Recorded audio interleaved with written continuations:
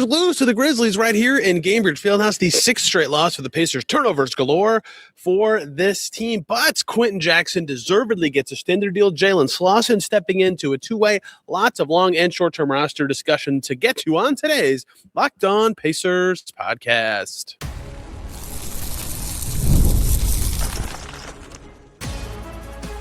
You are Locked On Pacers, your daily Indiana Pacers podcast. Part of the Locked On Podcast Network, your team every day.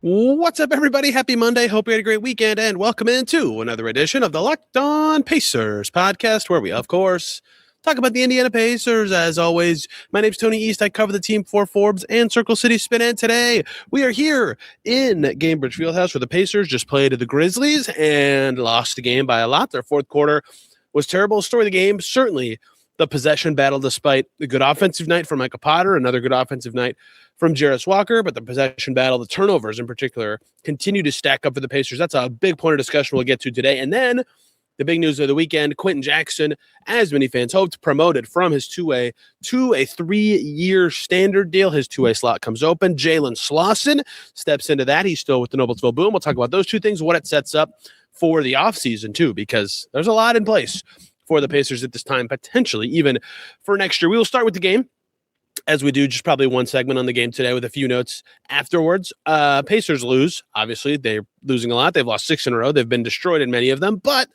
again, I feel like these last two games, even though they lost both of them to Memphis and Charlotte, have at least been better defensively than what they showed in the 3 games prior, where the issues this time, they gave up 1 million threes to Charlotte today. The turnovers were just ridiculous. I mean, this was a 5-point game in the middle of the fourth quarter, right? The Pacers played kind of capably well, and it's not like the Grizzlies were some buzzsaw team, but with 6 minutes to go in this game, it was 104-99, right? It was a close, tight game. Throughout, the margins were fairly slim. Obviously, for the Pacers, losing to a different team in the bottom 8, good result, right? I highly doubt the Pacers get to 23 wins this season. That's what Memphis now has. After winning this game, Memphis has won, I think, 2 or 3 straight now. The result is objectively good for the Pacers and their clear draft considerations, but you'd like to see a cleaner game from the Pacers in a lot of ways, and turnovers in particular were, the number that really stood out to me and really everybody, every single player except for Obi Toppin, who played an awesome 11-minute game, who suited up for the Pacers. Every player who suited up in both halves for the Pacers in this game turned it over just way, way too often. 18 in total. That's 5 of their 6 games since the All-Star break have had at least 16. Pacers average less than 15. They're thrown out all over the gym, multiple for every starter, but Toppin, 2 for Potter, 2 for McConnell. And the Grizzlies win the rebounding battle 40-31. That in tandem gave Memphis 14 more shot attempts, even with a relatively even. In fact, the Pacers took more free throw game, which would have made it a little closer. So that possession battle was what doomed the Pacers. And it was clear early that the Pacers were going to have some sort of flimsiness to what they were doing. It was a sloppy game. The Grizzlies got to 12 points before they missed. Both teams were playing bad defense early in the game. The Pacers scored 34 points themselves, but when Javon Small started busting the Pacers up in the first quarter, Jalen Wells cut to the basket at one point, and 2 Pacers players at the same time on that play, TJ McConnell and I can't remember the other one, both kind of put their arms up and looked around like, who's got that guy, right? A clear, just massive breakdown. Just a lot of disconnection from the Pacers in this game. Late in the second half, Walter Clayton beats a defender, no help behind. Jay Huff puts his arms up. Same thing as earlier. Like twice in the same game, you see guys not reacting with like frustration of, oh, my bad, I messed up on defense, but just like, where are you? What is going on? Right? These are not good learning moments for the Pacers team. And even all that, they could have won the game if it were not for these just disastrous turnovers. I mean, it was like, some of them were, where was that pass even headed? Why were you dribbling right there? Where were you moving at all? Worse than you expect level stuff, hideous stuff. Memphis had 11 more first half shots. They were plus 4 in turnovers and 6 in rebounds. And when they're hideous, they just feel louder and more painful. So look, everybody keeps saying it like, yeah, they're trying to lose. Of course it's going to happen. Like you can, one, I don't agree. The players are not trying to lose, even though there are obviously other considerations that are making it more likely for them to lose, and losing is good for them at this stage. But the players playing would like to produce and do better, and having 18 turnovers again and being just generally having trouble getting the ball moved. And the Grizzlies play a way that forces turnovers. They've been doing pretty well with that recently, but you'd like to see a little more from some of these guys, but no one who like you expect to handle the ball a lot was individually so bad. Jay Huff had 5 turnovers. Everybody else had 2 or 1, but everybody had some. Everybody had a key moment of just like, what was that? A lot of driving into crowds. Jarace Walker, to his credit, is getting better at driving, at straight line drives. He had a lot of issues driving into crowds in this game. He can't be doing that, right? That's something he'll need to work on down the stretch. So that was the game. That's what happened. We'll get through some notebook stuff before we talk about all the transactions. Let's talk about a good thing that happened in this game. Obi Toppin is back. He played 11 minutes, and he looks really good already. I mean, he already looks like Obi Toppin, right? And that's great. You always wonder with a long absence if somebody whose game is so reliant on athleticism, bounce, pop, etc., is going to have it. I'm not saying he did something so explosive today, but I watched him warm up at one point. TJ McConnell slammed a bounce pass from 40 feet from the basket, and Toppin timed it perfectly, jumped, head at the rim kind of stuff. Just looks like he's moving very well. And he had only 4 points. He was 1 for 3 in this game. He hasn't really shot the ball well all season, but 4 rebounds, that's great. That was his third most on the Pacers in the whole game. He played 11 minutes. 5 assists. That was tied for the second most on the Pacers in the whole game. Again, he played 11 minutes. 2 steals. That was the most on the Pacers. Again, Obi Toppin played 11 minutes. He was quite productive. He's just good. I have less concerns now. Concerns isn't even the right word. I have less thought about what his athleticism will look like now than I did when he returned. He's playing quite well and had a lot of individually great plays. He ran a pick and roll twice where he was the ball handler, threw a lob to Jay Huff. He was just diamond guys up. 1 assist shy of a career high. Reminder, he played 11 minutes. So that was all very good. Just very good. The Pacers guys out in this game, by the way, as I keep talking about this, keep all this in mind. I understand a lot of their issues are unfamiliarity, young guys playing, things like that. Tyrese Haliburton, Andrew Nembhard, Aaron Nesmith, Pascal Siakam, Ivica Zubac, Johnny Furphy, Ethan Thompson, Jalen Slawson were all out. That's a playoff team in the East, even with that bench of unproven guys. That's a playoff team in the East. So obvious challenges for the Pacers with player availability, and some of that leads to disconnection. It's a new lineup, 34th new starting lineup for the Pacers in this game. For example, Cam Jones in this game was getting swarmed. I think this was the most pressure he's seen from a defense all season. Memphis trying to force some of the turnovers that did happen, but Walter Clayton, Scottie Pippen, Jalen Wells is a good defender. They had a lot of perimeter guys who Ryan Rupert, Javon Small, Meshack, who just get up on you, right? They really want to defend. And so he had a lot of plays where he just felt like he was dribbling for no gain, right? But he had a few times where he beat a defender where I thought a change of speed, more so than his actual burst, was what got him the buckets. He had a couple of those in the second quarter. He had a righty finish off of one of those. Successful or not, he was trying a lot of entry passes, right? You like the gall, you like the effort, even if he's not getting there. And he did finish with his first career double-double, 10 points, 10 assists, right on the nose there. It took him 11 shots to get there. It wasn't, a particularly awesome game, but continuing to feel like Cam Jones is at least getting it a little bit more. Defense will be a thing, efficiency will be a thing, but this was a new coverage for him, and he slowly solved it throughout the game despite some issues. Ben Shepherd, 3 for 7 from deep. He started 3 of 4 from 3. Did you know that Ben Shepherd is at about 46% from 3 since Thanksgiving, over 3 months of being a great shooter, which is crazy because his shooting percentage this season is still barely league average. He started that bad from 3, but his first impression was terrible. I still think a lot of people think, wow, Ben Shepherd's having this awful shooting year, and he's not. He's been maybe our best shooter since Thanksgiving. I would love to actually do a query on that, but he missed his last 3 of the game, but his shot is air quotes back to the extent that it was ever really gone. It was a horrible month. Jay Huff had a weird game. He had a bad pass turnover at one point, then tried to post up the very next play, got epically ripped. Memphis was going right at him and Micah Potter on a lot of actions in this game. So Huff did some damage, right, against his former team. 14 points, 3 blocks, but 5 turnovers, 3 fouls. Potter, too, struggled quite a bit. We'll get to him. Taylen Peter had a rebound that was very poor. He has some moments where his shot looks very pure and his ball handling looks nice. And you took 11 threes. That's great. Keep exploring the studio space, Taylen Peter. But certainly a lot of head scratch level plays from him. 3 more guys to get to. And the last one will intentionally be for a transition. Jarris Walker in this game. Very strong drive and swim move in transition. I continue to like the way he's attacking the basket more. I know I've said this a million times, so if you listen every day, you'll understand this. But he made threes a lot in the middle of the season to kind of save his impact and get him back on the floor and make everybody believe that he is trending in the right direction. Now he's adding to that with, I think, better drives to the basket, adding more force to his rebounds, things of that nature. So in a game where he hits 4 threes, that's a lot. To be clear, he shot it very well. To get to 21 points, make 4 twos, get to the foul line for 4 attempts. These are the next steps for him, and he continues to show them, at least in some way. But he did, as Rick Carlisle, and he admitted post-game, even with a nice variety of shots, too many drives into crowds where he's getting himself in the team in bad situations. I mentioned Micah Potter earlier. He had 14 points through 3 quarters. He's just scoring quite a bit, right? In the last 3 games of Micah Potter, he is averaging 20 points a game in 3 games. That's very impressive. I think he's certainly some consistency is showing that he's capable of this a lot, and adding to his chance of potentially being the Pacers' third center next year. I'll say this I thought was his worst defensive game for the Pacers in a while, in the whole season. Maybe Omax just went right at him a lot, gave him a lot of trouble. Omax Prosper, 8 of 9 from the field in this game for 17 points for Memphis. They don't even really have a center. Like Taylor Hendricks was the backup 5. He had 19 points on 11 shots.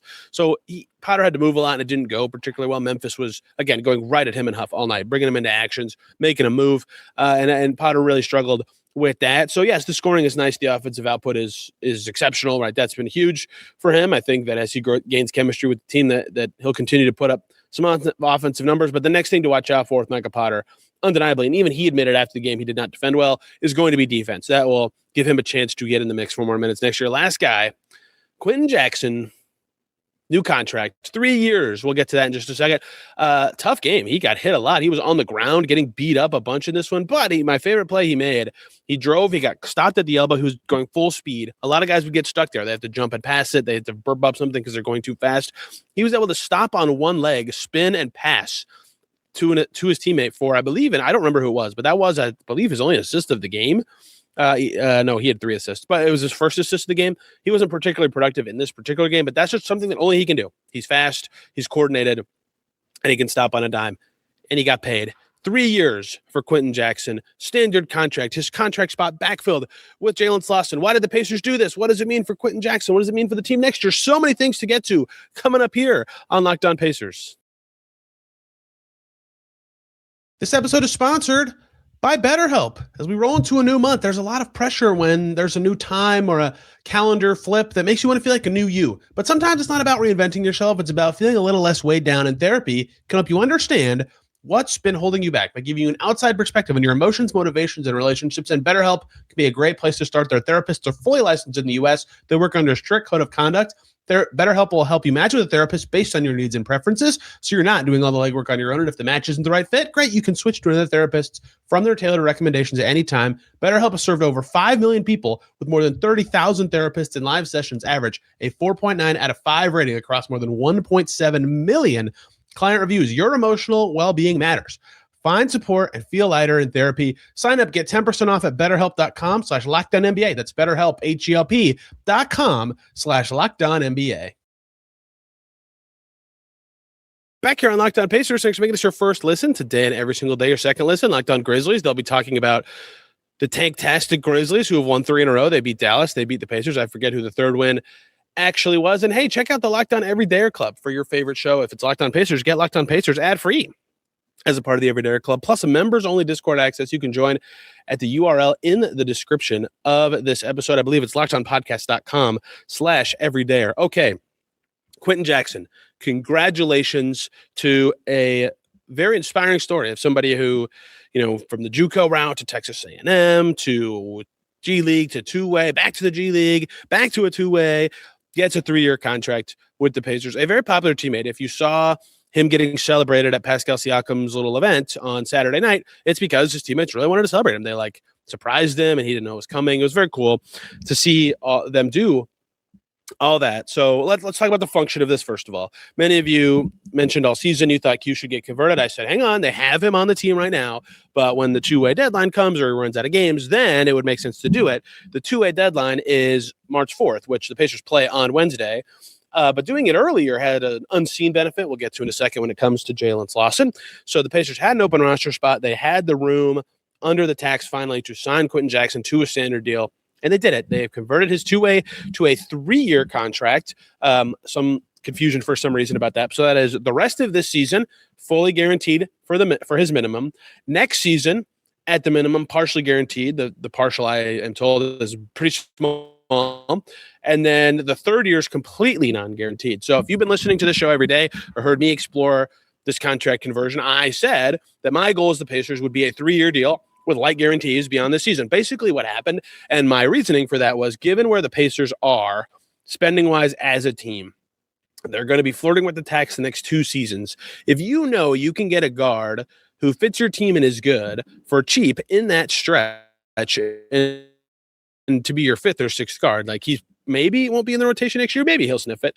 That's right. They should want that.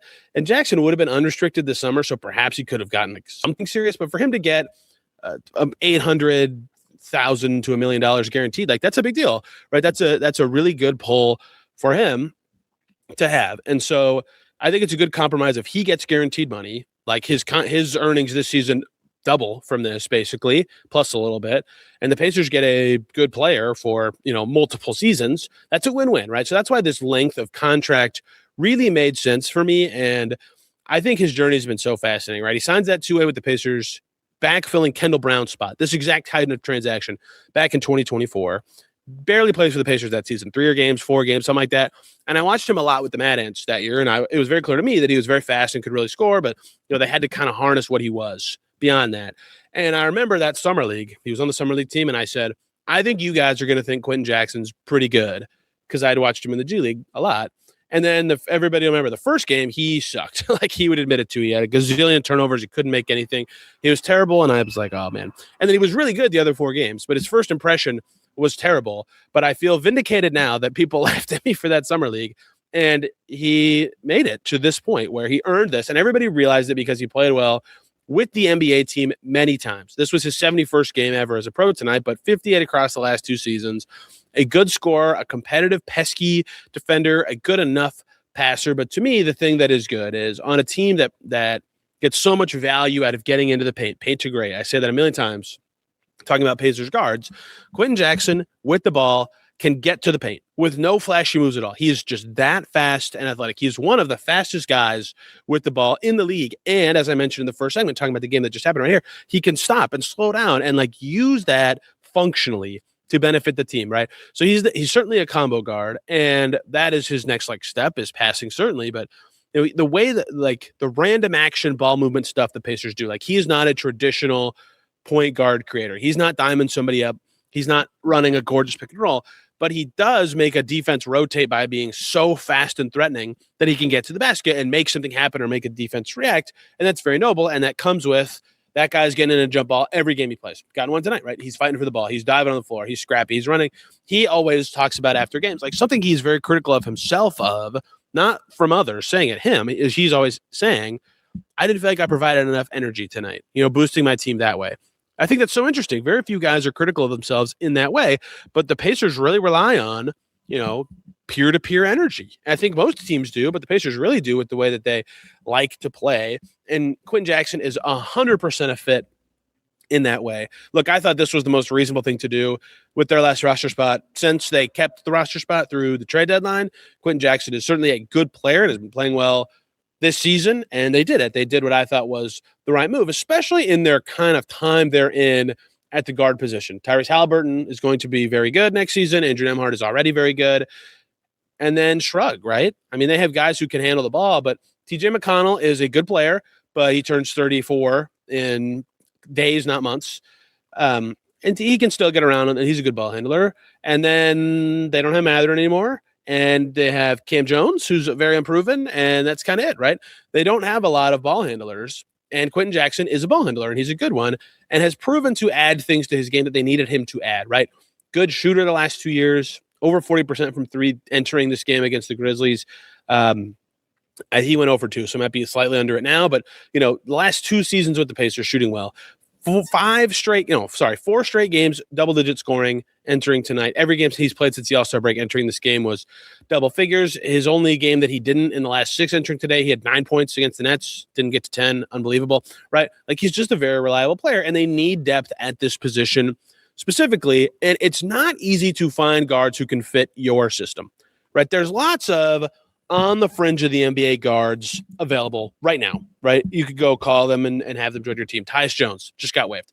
The Pacers tried many of them this season. Cam Payne, who's on the Sixers now, right? He's an NBA player decided by other team. Good player. Pacers tried it, didn't work. Monte Morris. Pacers tried it. He was hurt. Then I tried it again. I think Monte Morris would have been better had he been able to play with the Pacers' good players, but didn't work. Didn't really add much. DeLon Wright got hurt, but, wasn't really working, right? It's challenging to get the guy. It's challenging to get somebody who fits your system, their personality fits your team. You can legitimately rely on them to do the things you need them to do. And Quenton Jackson, for the Pacers and the way they play, is that. How many times, if you listen a lot or you listen for years or whatever, have you heard me say, when talking about TJ McConnell, when people bring him up in trades, and I'm like, I don't know what other teams would value him in a trade, but he and his skill set fits better on the Pacers than any other team. And that makes him more valuable to the Pacers than any other team, including in trades and contract talks, etc.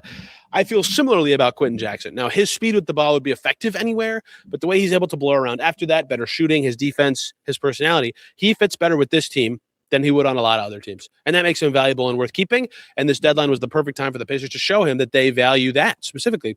And they did it, right? So I think that was the right decision for the Pacers. I think they smartly chose a 3-year deal, saving their mid-level exception till this point in the season to be able to do so. So they keep their spending where it needs to be this year and potentially in future seasons. In fact, I think there's a chance Quenton Jackson will be on the team next year. That's the next question, is can they keep him and Jones and all these guys on the back end? I'll talk about some of those roster fallouts in the next segment. But this was the right move to me. He's a good player. He fits the Pacers very well. His stats are great. Like, he's among the best two-way players in the league. The Pacers had a spot for him. They should use it on him. Now he's got to prove it another year, right? And then another year after that. Rick Carlisle described it as he made it to the top of one mountain. Now he's at the bottom of another. I totally think that's the perfect way to put it. He's still going to have to prove himself, but almost assuredly he'll be at camp for the Pacers next year. He's earned this contract. He's earned the chances he's gotten with this team, and it was the right move to convert him. And his two-way spot became available. Welcome Jalen Slawson back to the fold. Many of you remember him from preseason with the Pacers. Why did they sign him? What's he doing? What does this mean for the team? And then let's get to the whole roster fallout from these moves. That's coming up here to close out today's Locked On Pacers. But first, everybody, let me talk to you about two great groups of people. First up is FanDuel, college basketball nonstop, big games, tight spreads, momentum swings every single night. From early tip-offs to late-night West Coast shootouts, there's always something on the board, and FanDuel is giving you a way to turn that energy into bigger potential wins with a college basketball parlay profit boost. It's March, and you can build any college hoops parlay you want, rivalry games, ranked matchups, whatever fits your read. You can mix spreads, totals, and player props. Match how you see the slate playing out. Then you apply a profit boost and instantly bump up the potential payout. Go safe, go bold, ride with the team you've been following all season. It's your parlay, your style. Now, with more upside behind it, head to FanDuel.com to get started. That's FanDuel.com. FanDuel, play your game. Let's also very quickly talk about Indeed. If you're hiring, Indeed is the place to go for you, because with workplace chaos and deadlines and your inbox overflowing, the one position you have to fill is still sitting open. When the pressure's on, Indeed Sponsored Jobs is for you. They help you reach the people who actually fit what you're looking for with skills, experience, and location. So you're not just hoping the right candidate stumbles across your post. Here's the stat that says it all. In the minute, I'm going to talk to you about Indeed. Companies like yours will make 27 hires on Indeed, according to their data worldwide. So if you're hiring, spend less time searching and more time interviewing candidates who check all your boxes with Indeed Sponsored Jobs. Right to the results. When you need the right person, cut through the chaos. This is a job for Indeed Sponsored Jobs. And listeners to this podcast will get a $75 sponsored job credit to help you get your job the premium status it deserves at Indeed.com/podcast. That's just go to Indeed.com/podcast right now. Support this show by saying you heard about it on Locked On Pacers. Indeed.com/podcast. Terms and conditions apply. Need to hire. This is a job for Indeed Sponsored Jobs. We're back here on Locked On Pacers. Thanks for making us your first listen today and every single day. Your second listen, many choices with the games going on around the NBA tonight. Celtics Sixers is tight, but I think Locked On Knicks should be your second listen. They looked great against the mighty Knicks, or the Knicks when I say the mighty Spurs yesterday, ending an 11-game win streak. Good for the Knicks. Locked On Knicks is the way to go. Jalen Slawson is on the Pacers. Lucky prediction for me that the Pacers would pick him potentially as a two-way candidate for their open two-way slot after converting Q. You can say what you want about how good you think Slawson is or will be, but reminder, Quenton Jackson just signed a 3-year deal. This is exactly how they got him. They converted Kendall Brown, they put Quenton Jackson on Kendall Brown's two-way slot, and Jackson still with the team years later. It matters a great deal who you target for these two-way deals, even at the end of a season. It's a 1-year deal for Slawson. It runs to the end of the season. So the timing of this matters. By signing Slawson on the 28th, on Saturday, he gets 13 games to the Pacers the rest of the way. If they had waited a day, it would have been 12. So that explains a little bit of why the Pacers signed Jackson when they did and got on this the way they did it. Slawson is with the Noblesville Boom in Mexico City right now, so he didn't play today. Who knows when he'll actually debut for the Pacers? But one, he knows the system. He played literally with a lot of these guys in the preseason for the Pacers, and he's been with the Boom all year. And it was him and Kyle Guy and Gabe McLaughlin as the team's best players who weren't on assignment or on two-way deals. And Kyle Guy's in China now, and Gabe McLaughlin's out for the season, and all the two-way guys are playing with the Pacers a lot. And so Slawson's been their best guy for a while. 19 points a game this season on very healthy efficiency numbers. That's a big climb in scoring for him. career high field goal percentage in the G League and really has jumped up his 3-point percentage. It used to be below 30. It's at 35 this year, over 7 boards, 5.5 assists, does a lot for that team. If you watch them play, like a lot of people who go to Boom games and ask me about them and reply to me were all like, oh yes, this is awesome. Like they're very happy about it for the Pacers because Slawson has been routinely very good for Noblesville this year and has improved tremendously as a player. He did appear in, I believe, all 4 Pacers preseason games this year. I need to check what his stats were in those games. I should have pulled that up. 3 points a game then. He played 12 games for the Sacramento Kings as a rookie, so lightly experienced, a little older for a 2A guy, but another wing to get in the mix with Furphy hurt, can compete for minutes with Kobe Brown, maybe play the 4. They've been playing Micah Potter at the 4 recently. Toppin's minutes are going to be restricted all season, so there should be some openings for Slawson to play eventually. I think with this games crunch they have, Slawson can play 13 games the rest of the way, 10 for Ethan Thompson, 13 more for Taylor Peter. They have 21 more games. They'll be juggling when to use him. I bet he gets more games with the Boom the rest of the way than maybe the other 2 guys, but he's just a well-rounded player, right? Somebody you want to take a look at. And, if you're in this situation as a team, this is the kind of the guy you'd want to bring up. If this is a wing that could be something and knows your system well, give them a shot. See if they're good. If they've been good, reward them and make it happen. And if they pop, great. Maybe you get another Quenton Jackson in a few years. And if they don't, it's a 1-year deal, whatever. So perhaps he could be in Summer League too, get more chances to prove himself. But this makes good sense to me. This is who I thought might get this spot anyway. So that's how Jalen Slawson is on the Pacers. The Pacers roster now completely filled. I would say down the stretch, the only thing that I would have left in terms of roster moves for this season for the Pacers would be Kobe Brown. He is their only true expiring contract, which we'll get to for another reason in a second. And you can waive you can waive anybody anytime, but if you're an expiring deal, the last day you can be waived. Actually, this is anybody. The last day you can be waived is April 9th because that's the last day you'd clear waivers and then somebody else could sign you. I'm not saying they're going to waive Kobe Brown or even that they should even be considering it, if I'm being honest. He's played pretty well so far. He's proven to be effective on the glass. His efficiency has kind of fallen off recently. But if they determine they have enough room under the tax to sign somebody for about 11 days, maybe 12 at the end of the season, if they get to April and they're like, there's no way Kobe Brown's going to be back, maybe they would do that. Maybe they would waive him and sign somebody else. I'm not suggesting they should or that they will. I'm just saying that is the only thing left this season to think about for the Pacers roster-wise. What this does signal with Jackson is let's peek at next year, right? That is where this is because his deal is multi-year with a light amount of guaranteed money next year. Bear with me here, okay? You might disagree with the specific positioning of some players, but just hear me out, okay? So first of all, Quinton Jackson, partial guarantee next year. It's small, but partial guarantee. Cam Jones, half guaranteed next year. Micah Potter, team option next year. It's non-guaranteed, so potentially no money on the books for him, but all those guys could be on the team next year with nothing done from the Pacers. Kobe Brown is an expiring contract. He's the only one. There's a chance the Pacers team next year, 14 to 15 guys are already on it. Now, they might make tweaks somewhere else. Their spending will be a consideration, but think about how this stacks up now. Haliburton, Nembhard, Nesmith, Siakam, Zubats as a starting 5. McConnell, Top and Huff on the bench with some combination of Jarris Walker, Ben Shepherd, a draft pick in the mix for those spots.